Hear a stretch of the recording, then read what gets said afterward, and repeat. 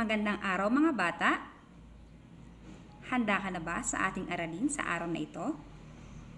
Ngayong araw, samahan niyo akong muli para sa panibagong kaalaman at panibagong matututunan. Tayo ngayon ay nasa ikalawang markahan na sa ikapitong linggo. Ang pag-aaralan natin ngayon ay asignaturang Filipino. Bago tayo mag-umpisa, siguraduhin mo muna na nakahanda na ang iyong panulat,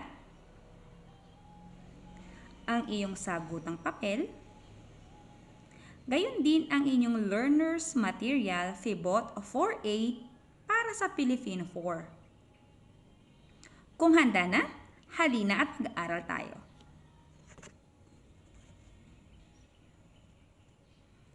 Ang ating pag-uusapan para sa araw na ito ay ang gamit ng panag-ano ng pandiwa.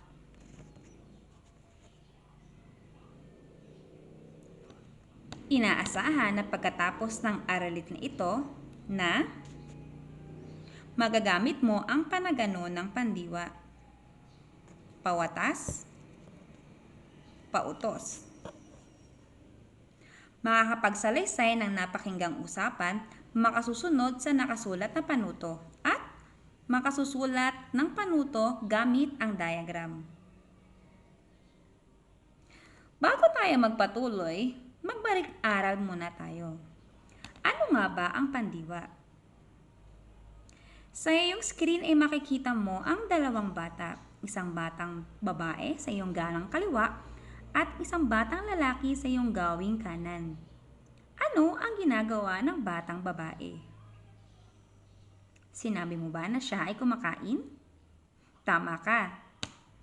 Samantalang ang batang lalaki naman ay nagbabasa ba ang sabi mo? Tama.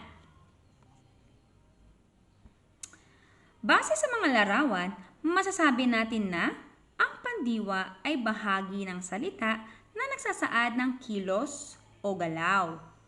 Parehong larawan ay nagpapakita ng kilos. Ang isa ay kumakain at ang isa ay nagbabasa. Ang panagano ng pandiwa ay nagtataglay ng iba't ibang anyo ayon sa panahon. May 4 tayong panagano ng pandiwa.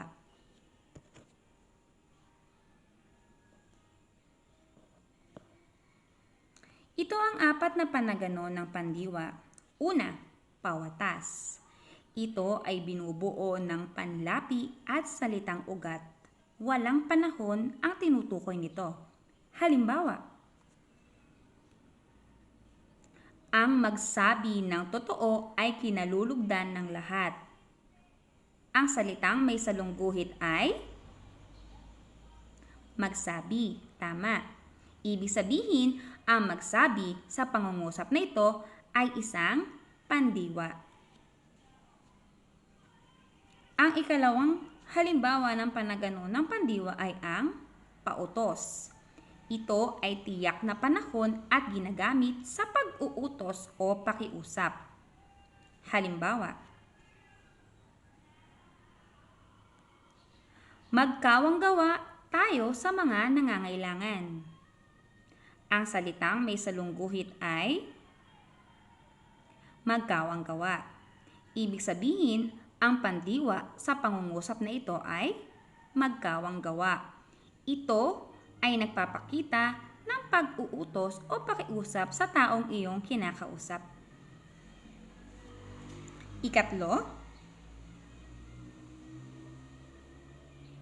paturol. Ito ay ginagamit sa pagsasaan ng isang pahayag. Halimbawa, tuwing ika-12 ng Hunyo, ipinagdiriwang ang Araw ng Kalayaan. Ano ang may salitang salungguhit? Ipinagdiriwang. Tama ka. Ito ang pandiwa sa pangungusap na ito na isang paturol dahil ginamit siya sa pagsasabi ng isang pahayag. At ang ika-4 ay pasakali. Ito ay walang kaibahan sa paturol ngunit ginagamitan lagi ng pangatnig o pang-abay upang may pahayag ang kalagayang pasubali. Halimbawa, marahil kung nabubuhay si Lolo Ambo ay tuwang-tuwa siya sa mga apo niya. Dito sa pangungusap na ito ay walang salitang may salungguhit. Maaari mo bang sabihin sa akin kung ano ang pandiwang ginamit sa halimbawa? Tama ka. Ang salitang pandiwa ay nabubuhay. Ang pang-abay na ginamit ay marahil.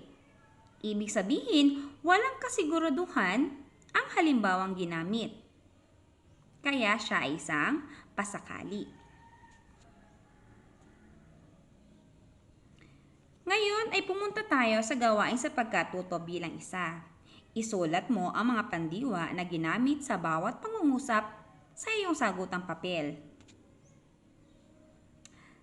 Sa iyong unang bilang, dito tayo sasakay ng jeep. Mahaba pala ang pila tuwing umaga. Ikatlo, huwag kang sumabit sa jeep. Ika-4, kunin mo ang sukli. Ika-5, kinagat yata ako ng langgam. Ika-6, huwag kang tumayo riyan. Ika-7, may hinahanap po akong pugad ng ibon. Ika-8, huwag masaktan ng sisiw. Ika-9, mukhang hindi pa marunong lumipad ang ibon. Ika-10, ipasok mo ang aking pinamili sa loob ng bahay.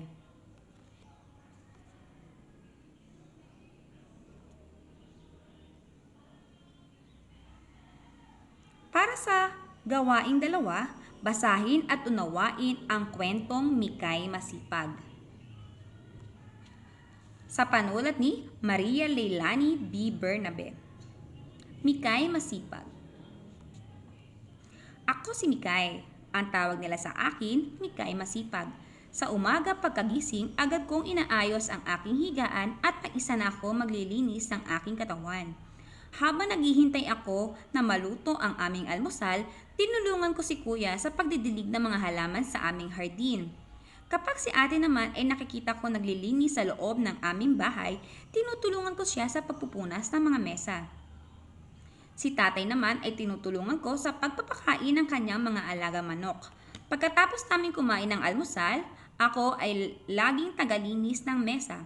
Matapos kong tulungan ng aking pamilya, lalabas na ako sa aming munting bahay upang makipaglaro sa aking mga kaibigan. Ang saya talaga kapag araw ng Sabado.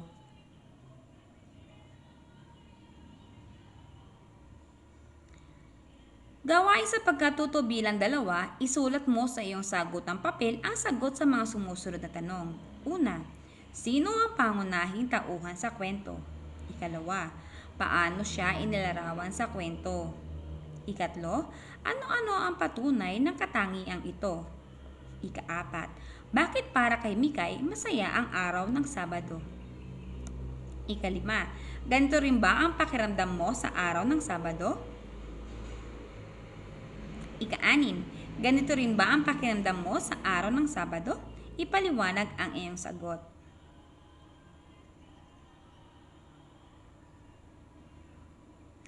Gawain sa pagkatuto bilang 3, basahin ang mga panuto at gawin mo ito sa iyong sagutang papel.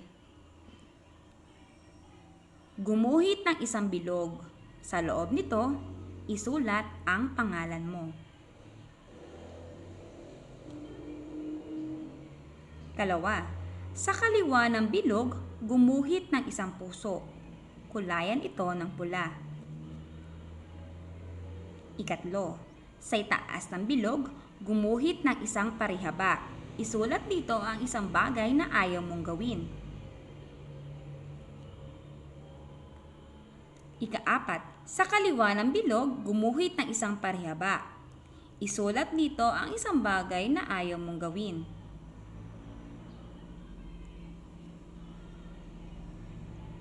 Ika-5, sa ibaba ng bilog, gumuhit ng isang parihaba. Isulat dito ang ako ay masunurin.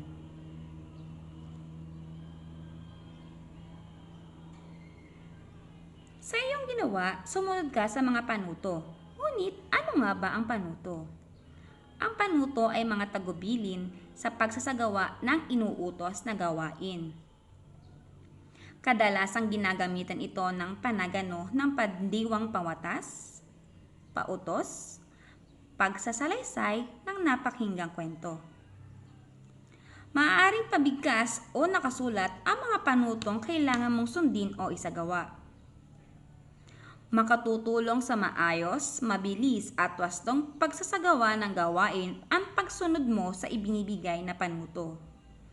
Ginagamit din ang mga salita tulad ng sa kanan, sa itaas o sa ibaba o sa ilalim sa pagbibigay ng panuto.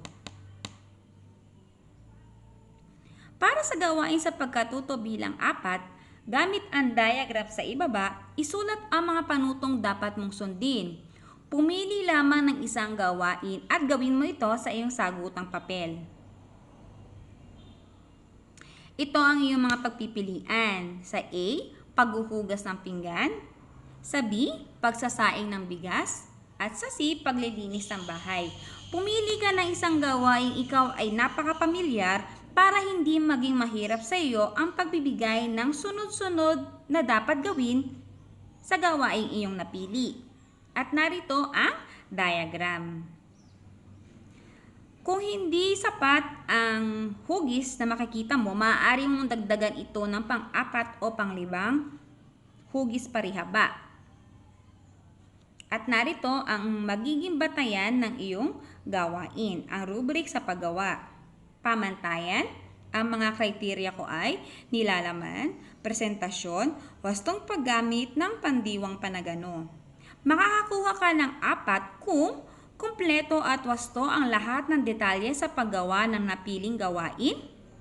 Presentasyon, organisado at sinuring mabuti ang pagkakasunod-sunod ng mga ideya o kaisipan. Tama ang pagkakagamit ng 4 o higit pang pandiwang panagano. 3 naman na makukuha mong marka kung wasto ang lahat ng detalye sa paggawa ng napiling gawain. Maayos ang pagkakalahad ng mga detalye.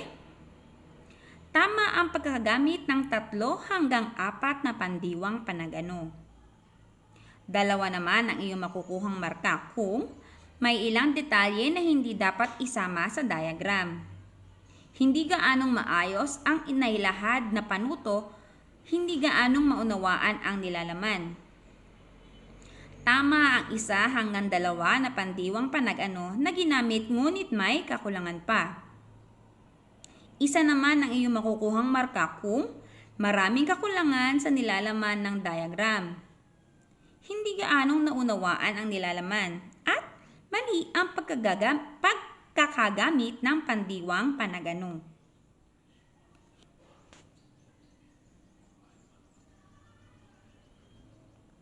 Ayan. Yun lamang mga bata, at tandaan sa araling ito pinag-aralan natin ang pandiwa at ang gamit ng pandiwang panagano. Muli, ako nga pala ang inyong gurong tagapayo na walang iba kundi si Ginang Maria Monica Epio Quinto. Samahan niyo muli ako sa mga susunod na aralin. Paalam!